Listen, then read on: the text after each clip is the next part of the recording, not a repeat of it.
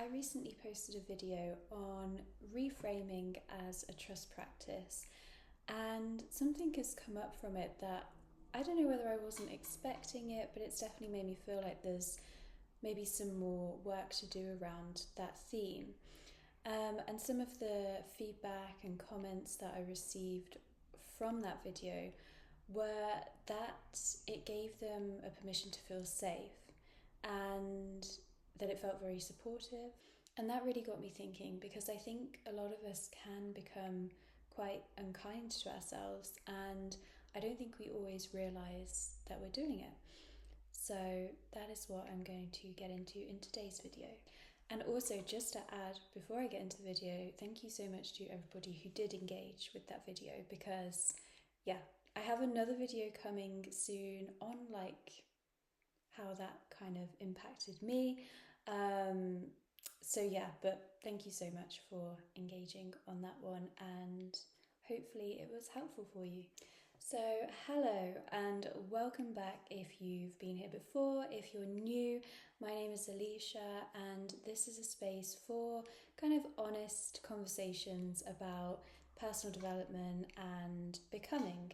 I like to keep things as realistic as possible over here, so if you are into that kind of thing, then please do subscribe for more videos. So today I want to talk about self-compassion, and not necessarily the version that is always spoken about online. I feel like it tends to be focused a bit more around looking after yourself in like a self-care sense sometimes. So this is a more sort of honest and real version, but what I believe can really make a real difference. So looking at what self-compassion is, I think that there can be a bit of confusion around it, which can then be the thing that stops people from accessing it. As I mentioned, it's not like face mask, bubble bath, film, eating chocolate, although I would highly recommend doing all of those things, whether you're feeling good in yourself or not. It's also not giving yourself a permanent pass on like everything difficult that happens. It's not toxic positivity, it's not avoiding accountability, and it also isn't self-esteem. Self-esteem tends to come from things that are going well, and you can kind of really boost yourself up from that, whereas self-compassion is more specifically for when they're not going so well. And this sort of version that I strongly believe in doesn't really ask you to kind of bypass that honesty and pretend that everything's fine. You can be compassionate with yourself and still be honest with yourself. I would probably argue that self-compassion requires that honesty, because you can't truly be kind to yourself if you've not fully looked at and accepted all parts of yourself. I think one of the simplest definitions that I've come across, and it's one that I come back to the most, and it is to talk to yourself the way you would talk to somebody you love. And that's it. And I feel like I nearly ended my blog post, because I have a blog post about this topic as well. I nearly ended it there because I was just kind of like, that is it. That's what it all comes down to. But we are going to go a little bit deeper, because, yeah, it's not as easy as it sounds to do that. I feel like most of us would never dream of speaking to somebody that we love in the way we sometimes speak to ourselves. Like, we'd never tell a friend that they're not good enough. We wouldn't tell them that there's no way out and what have they done? They've got themselves into this mess, that they should have done better, that they're falling behind. But these are all things that we can fall into the trap of saying to ourselves. And the thing is we often say those things without really noticing that we're doing it.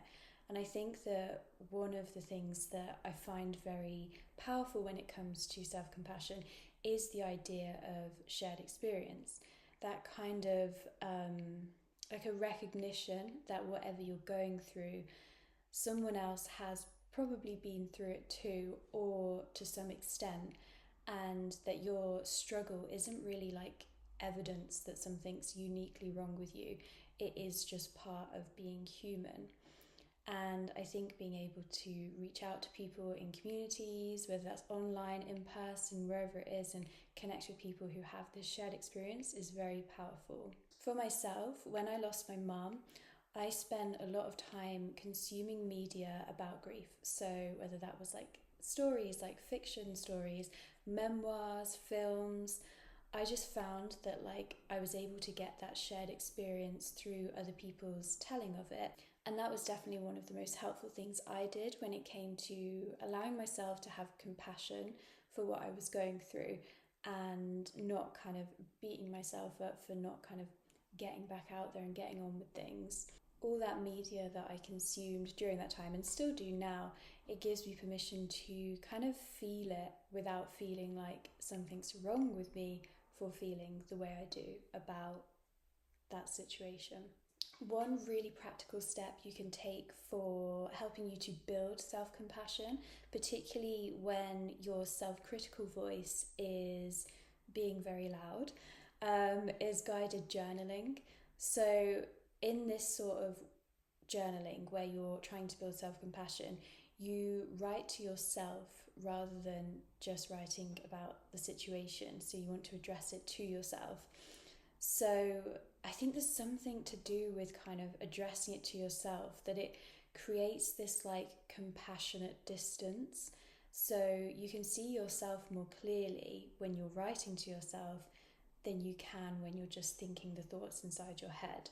Some of the prompts that I find really useful, and I'll also put these in the description so you can screenshot them if you want to use them another day, is what would I say to a friend in this situation? And you want to write the exact words that you would say to the friend down, but address it to yourself. What is a way that I've been critical of myself lately? You want to rewrite that from a place of kindness. How might this struggle relate to a shared human experience? So how am I not alone in this? How can I take care of myself right now, even in the smallest of ways? What 3 instances of resilience have I shown recently? And finally, what do I actually need right now? Is it rest? Is it kindness? Is it space? Is it support? What out of those things do you really need when you kind of allow yourself to feel into what you're going through?